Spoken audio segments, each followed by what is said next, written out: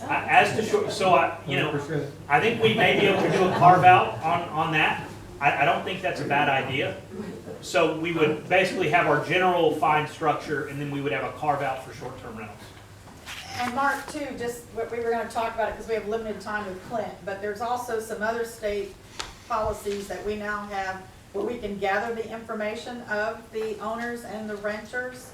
And we'll talk about that in detail. Again, we're trying to cover what we need to with Clint, and then Mark, we'll pick up after that to continue that part of it. And then we've got question here, and then I want to read a paragraph I haven't read yet that's not in front of y'all, and then we can open the questions back up. Yes, ma'am. I was just with everybody's conversation. It's not the cheaper rentals always causing the over $1,000 a night is causing problems too. We have not been able to enjoy our amenities, I feel like. I mean, because they're overrun by the renters, and I mean, these renters are not, it's most of the time, from what my experience is, it's not this cute little family that's coming on vacation. It's party houses, frat parties, bachelorette parties, whatever. And I mean, the safety is one of my issues. I have 2 teenagers, you know, I've got drivers, and I mean, they can't even go down to the pool and enjoy what I pay for because of all this. And then it's the expensive ones too. So it's not just the cheap ones. These are the only the ones that we know about that's on that list because they're out there on Airbnb or whatever there's probably way more than just that. That's just what we know about right. From that map. That's just what's published online. And I think a year is way too long because I want to be able to enjoy my pool next spring break. Spring break and summer. So if you do a year, then we're back to right now. So, it is up to the community. I'm like, but I'll tell you, the 6-month wait, 6 months. I've never had pass, and I've had over a dozen pass. I've never had the 6-month wait pass, never. I actually had to do a follow-up amendment that brought our leasing restriction even narrower, and we bumped it from 6 to 12. That one passed. So look, it's up to the community members, but it's my recommendation to consider the 12 months rather than the 6. But very good. Look, I understand everybody wants this tomorrow, which is why you're here today. But we've got to think about your 67%, right? What is 67% of the community going to be okay with? And that's kind of where the 12 months comes in. I've got one question here. I'm going to read our paragraph, and then I'll open it back up to questions again. Yes, ma'am. My question is more of a statement in support of our short-term rentals, or opposed to short-term rentals. There's also part of our governing documents that says you cannot run a business out of your home here. Right. And short-term rentals, I consider a business. They are. They're making money. Okay, so very good question. And you know what? For the past 25 years, the Court of Appeals considered it a business as well. However, in 2018, Texas Supreme Court considered a case called Tar versus Timberwood. We represented the association at the district court level, the Court of Appeals level, and the Supreme Court. We argued in front of all 3 courts. We won that argument, business use, at the district court level. We won that argument at the Court of Appeals level. We lost it at the Supreme Court. The Supreme Court said it is not a business use because renters are doing residential type things on the property. Eating, drinking, Fireworks. partying, fireworks. Anyway, so the Supreme Court came out with that, and it rocked real estate in the state of Texas. It completely changed the landscape for deed-restricted communities because we were able to stop them with that business use restriction. And since that 2018 ruling, I've probably done 40 amendments to the declaration to address what we're talking about here today, to get around that TAR opinion and be clear. Okay, TAR, you're saying it's not a business use? Well, then I'm going to restrict duration. And let's make it crystal clear what's okay and what's not. And very good comment. So let's do the paragraph, and then I'll open it back up to comments. The term leasing, as used herein, means the occupancy of a residence by any person other than the owner, for which the owner receives any consideration or benefit. including but not limited to a fee, service, gratuity, or annulment. So this is to address there's an app, it's kind of like a couch surfing app, or a flip-flop house thing where, oh, I'll let you use my house for the weekend and I'll use your house for the weekend. It's some sort of I can't remember the name of the app, but that wording is basically, hey, if there's any kind of consideration involved, it doesn't have to be money, then that's considered leasing. Uses such as short-term leases and house exchanges, less than 30 days. It's the 30-day rule we've got. Subleases, temporary or transient housing, hotel, motel, vacation rental, Airbnb, VRBO, bed and breakfast will each be considered a business use. So we're telling the courts, hey, that's a business use. I understand TAR, but we're putting it in our private contract that it's a business use, and courts are required to use our contract in interpreting what a business use is and are expressly prohibited. Leasing pursuant to this paragraph will not be considered a business use. So as long as they do leasing in accordance with this restriction, it's not a business use. If they don't follow the rules, it is. The provisions regarding leasing contained herein will not preclude, and I've got A, B, and C.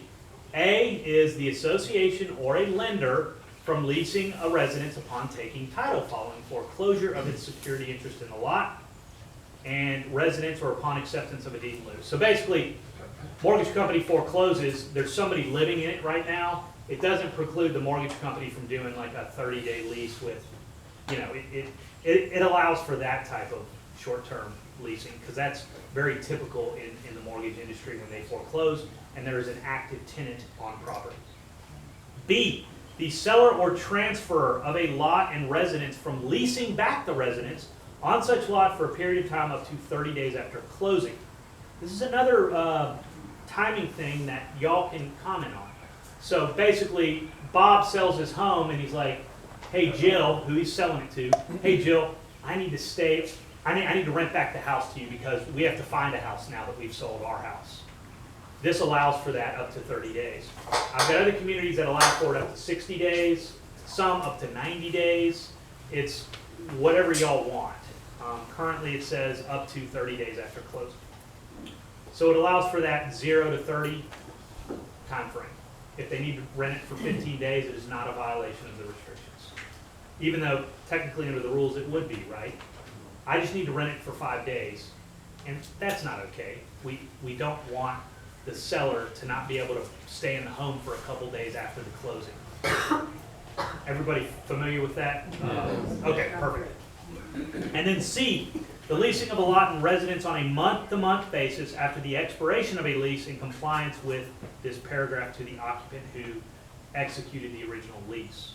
So a lot of times when a 1-year or 2-year lease expires, the lease will revert to a basically a 30-30. Every 30 days it re-ups. There's additional cost. This provision wouldn't prevent that from happening.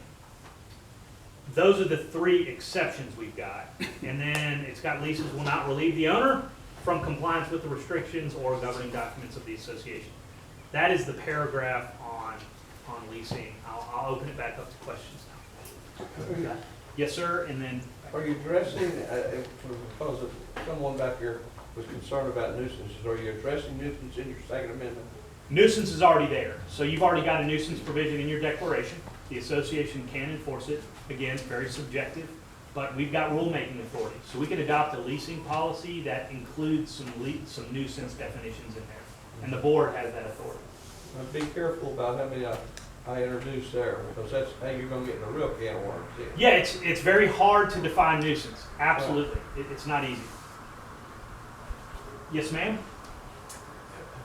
Y'all have listed on the first page, the Winter Oaks Town Hall page, water and sewer company and overuse of amenities, sanitation.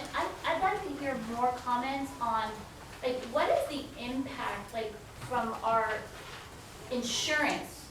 Like, when we get into property insurance, liability insurance, what impact does having X percentage of short-term rentals, does that impact our insurance at all? Or like the chemicals, we're spending more money on chemicals for the pools, or Right. what is the strain it's doing on our community from that standpoint? Is it from how much more money we're spending, or like the water company? I'll speak generally, and then I'll let Julie kind of get specific on dollars, but generally speaking, as it relates to insurance, y'all aren't there yet, but the more kind of quasi-public use of your amenities you reach because of the number of short-term rentals, the higher the likelihood it is insurance is gonna increase its rates. Y'all aren't there yet. I don't think your percentage is high enough for insurance to really increase rates based upon that, but it's a very good comment. Mark, I mean, do you agree with that generally, or? Yeah, it would have to be really, really high, because I haven't seen much of it yet. We see that in condos a lot, where, 50% of the condos are rentals, and insurance jacks up the rates in those in those instances. We don't see it as much in single family, but yeah, it is a concern if more and more homes get short-term rented. And then Julie, did you want to comment on any numbers for amenities? One of the representatives from the water company wanted to be here, but could not. So that information, Patty, that's on there came from them. Basically, they wanted to express to the community that on our side as the POA, we're not the only ones having issues with short-term rentals. The water company is taking on extra expense, from what I was told, by somebody that, he said basically our lines can handle, he went to say like a golf ball size, right? And I can do an example of one particular owner that we just recently found out that basically didn't even have a grinder pump on their line. And because of something that happened, if that wouldn't have been surfaced, basically those in a certain area of the community, all of a sudden you wouldn't have had sewer or water capability if that wouldn't have been discovered the way it was. So they are taking on, they didn't give me dollar amount, but they are taking on additional expense because of, they don't respect the property like a regular, which is the kind of the way I put the note because I did the bullet points, but they don't respect the property like you and I do as an owner of the property. So Julie, let me. We're showering outside. Yeah, so Julie, let me summarize and tell me if this is a true statement. The current short-term rentals are putting a strain on Windermere Oaks infrastructure. Is that a fair statement? That's a fair Okay. statement. Yes, ma'am. Okay, on that very point, Julie, hi, my name is Darby Meyer, and I live at 100 Country Road, which is the home right above the Center Cove Pool. I've got the biggest, probably, party house right next to me, it's adjacent to the two lots we own next to our house, and, my issue is infrastructure too, because the homeowner of that particular rental house took it upon himself to clear 2 of my lots to go down to the lake and make a beach without my consent. And my husband's and it cleared our trees and made a beach so people could kayak down there. On And your then property? just recently, yes, and just recently they built a trash, they have 6 trash bins. That's how many people stay there at a time. Are you pursuing them, the neighbor? Well, I'm gonna talk to the board after this, but Well, I so mean, this is a trespass to property. I mean, we've got, this is what I'm talking about. I mean, these people have just come in and taken over and made. I'm not your counsel, but you've got a slam dunk. Made a rental property at the abuse of my property. So Okay, I will and- tell you likely the And they association, built a trash bin on my property too. This There's- big fence. there's only certain things the association can enforce, but your problems I know, are but big. I'm here just to represent sort of Yes, ma'am. like Thank you. frustration. Pro, let's get this I restriction mean, in place. and a new group just came in last night at 10:30, loud, woo-hoo, woo-hoo. And we're planning on retiring here and Yes, building ma'am. out on that property, and I have no idea how this can even be possible. So to kind of summarize, she has had very, very, very, Very. very bad experiences with short-term rentals. She's supporting this restriction to prevent, she's had trespass on her property, destruction of improvements. They trespass all vegetation. over our yard over here. Yeah. Getting to this pool. I don't care where they're coming from. They walk right through our yards with their dogs, whatever. They walk down driveways over here thinking that's the access to the lake. And there's a multitude of issues here, right? So y'all are all experiencing these issues again while you're here today. But before we answer any, and you're up next, sir, but before I answer any more questions, because we're getting tight on time. Is everybody okay with a 12-month delay? With the understanding That's what that it that's takes what to it could. pass. The board is about to invest a lot of money in a campaign effort to get consent ballots, to get signatures. And Julie, you may have mentioned this, maybe not, but what I like to see is community members that are at the town hall that support this to volunteer to help do some kind of grassroots campaigning. It really does help a lot. And Julie, I don't know if y'all are gonna set up a committee or ad hoc committee or something along those lines once we get there. But we're in final stages, so I'm anticipating getting this back to the board within the week after our talk today, because we're putting our final version together based on this conversation, which is why I'm asking these questions. Again, it's been my experience that 12 months has a higher likelihood to pass. Are y'all okay with that? Yes. Yes. Okay, Yes. next question. Are y'all okay with the 30-day restriction? So anything under 30, not allowed. Are y'all okay with the 30 rule? Yes. Okay. No. So Julie, if you could make a note to send me an email saying, Clint, add the 12-month thing, then it's literally one sentence. But I will add the 12-month. Will 30 days pass? Yeah, I typically see 30 days pass. Again, 3 months, 6 months, it starts getting a little bit more strained, a little bit more difficult to get people to buy in. But the 30-day rule usually passes. I have something to say when you're through. And yeah, that's it. I've got on questions. I've got one comment here and then one comment here. Yes, sir. Well, I'm all for. Oh, no, I passed you. I'm so sorry. You're up next. no, go ahead. I'm sorry. So I'm all for preserving the sanctitude of the area. It's beautiful and I love being here.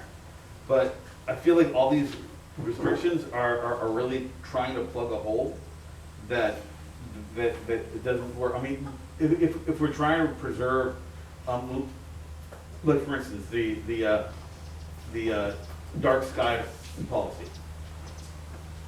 that can be, that's in place to preserve a certain feeling at night, but it doesn't need all these restrictions to kind of get around it. It just says dark sky policy.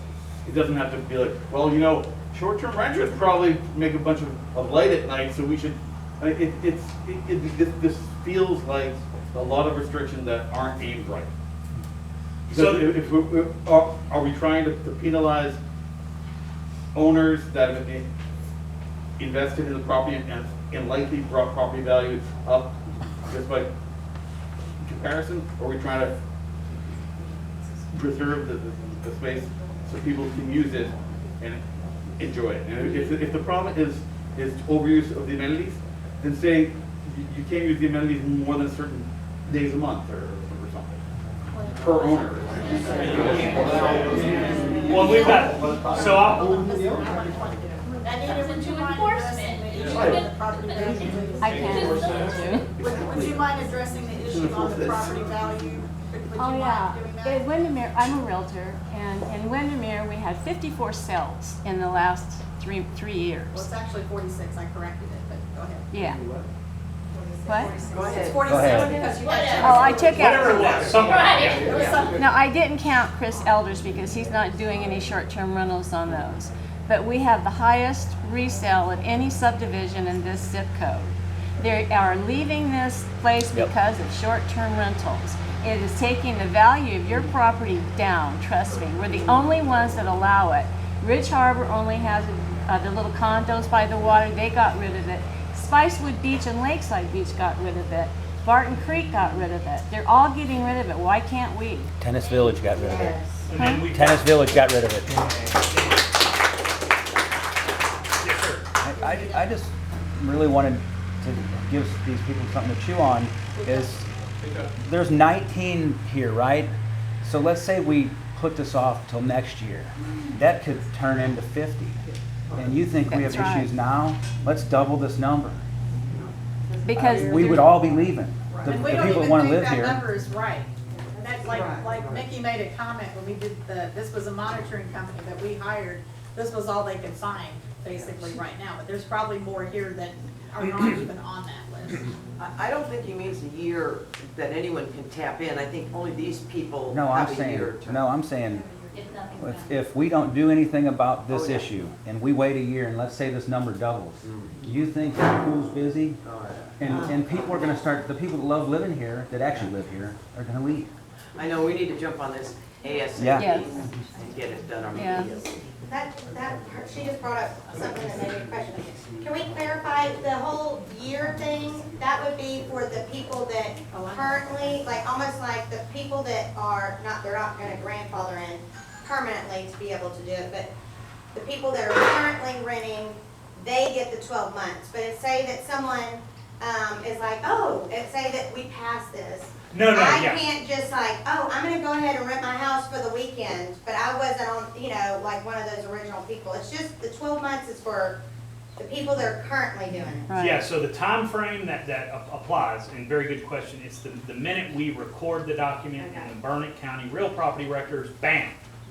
Whoever was renting then, that's what the 12-month applies, 12-month rule. So we stop advertising as realtors, you can have a, you know, turn this into a, because that's all over the internet. Right, right. So, and we limit that to saying people that were renting that, they're listed on some publicly verifiable site, not some dark site rentals that we Yes, don't know sir. about. Okay. Correct. And I think it's important to note that we're really not restricting these property owners that own these homes from making money. They can still do a year rental. So Absolutely. they are still able to run their quasi-business, but as a year rental. Well, and there's no rentals out here, so it's needed. 30 days. 30 days. Oh, even there, yeah, so yeah, I Minimum mean, 30 days. they're still able to make money. One of the things, we have some friends that live in Spicewood Beach. They actually have a restriction in their little neighborhood that says you have to own your house for a year before you're allowed to They have rent to live in at it all. for a year, not just own it, live in it. Yeah. That's a nasty one. I've never seen that one pass. Well, actually, I take that back. It passed in a 12-home community I worked on. You know, that was an easy one.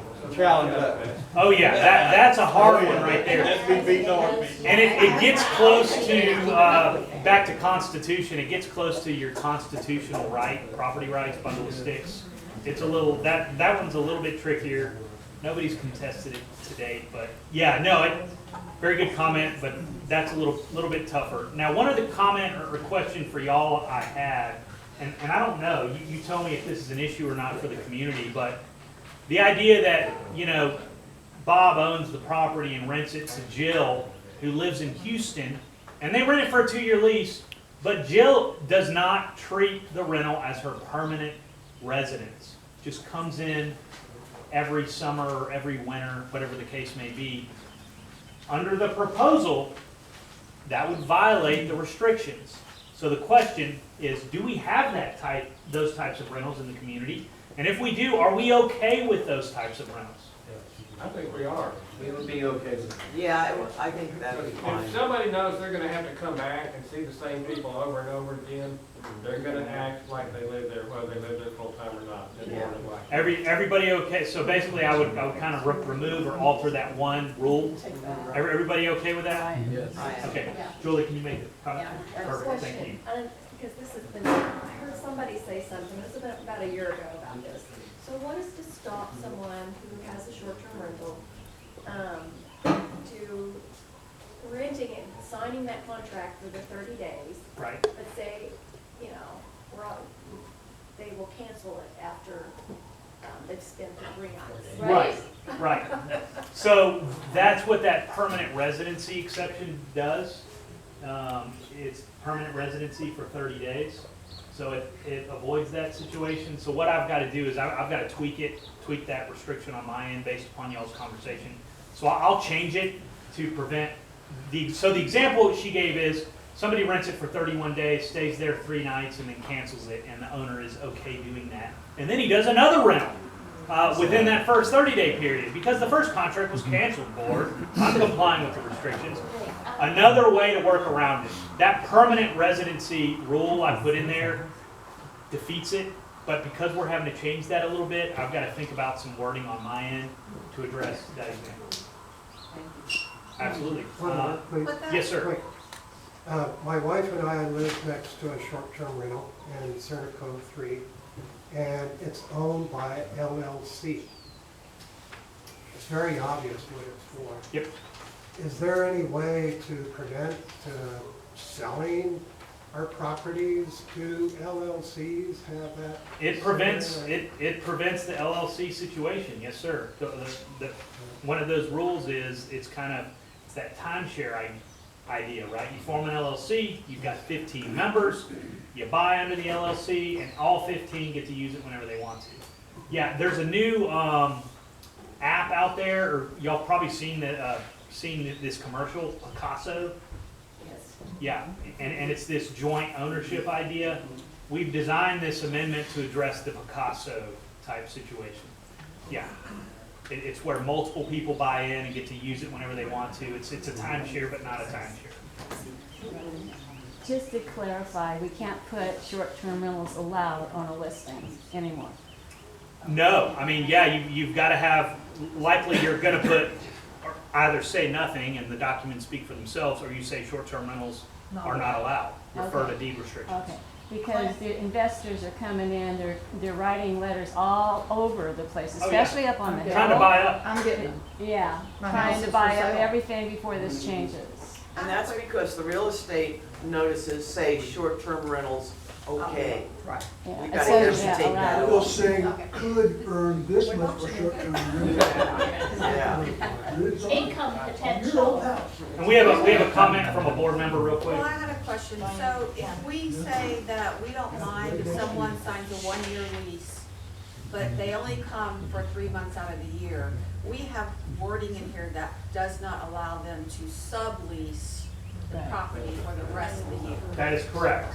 That is correct. So the question was, if we have Bob, the owner, rent the property to Jill for a year lease, Jill is only there 3 months out of the year, Bob cannot lease that 7 months. Bob's stuck with the year lease. Jill cannot lease that 7 months. It's Jill or nobody. And yes, we prevent sub-leases. I thought you said 30 days a minute ago. What are you talking about 30? She's talking one year. Oh, no, a minimum of 30.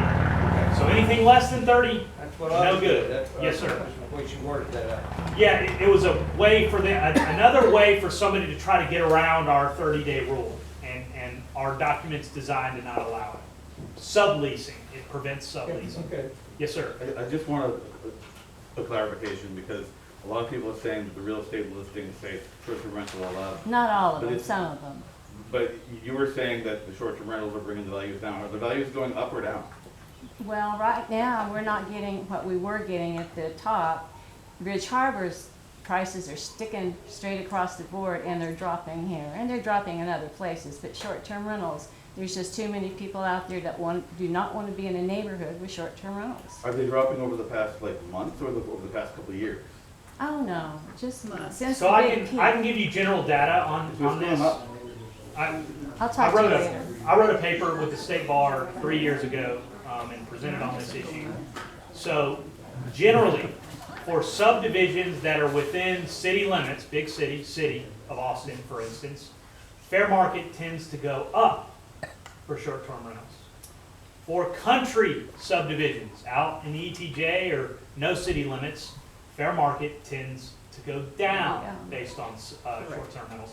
That's the general rule of thumb. I'm not saying it applies for Windermere Oaks, but that's typically how it works for short-term rentals. How do you verify 30 days?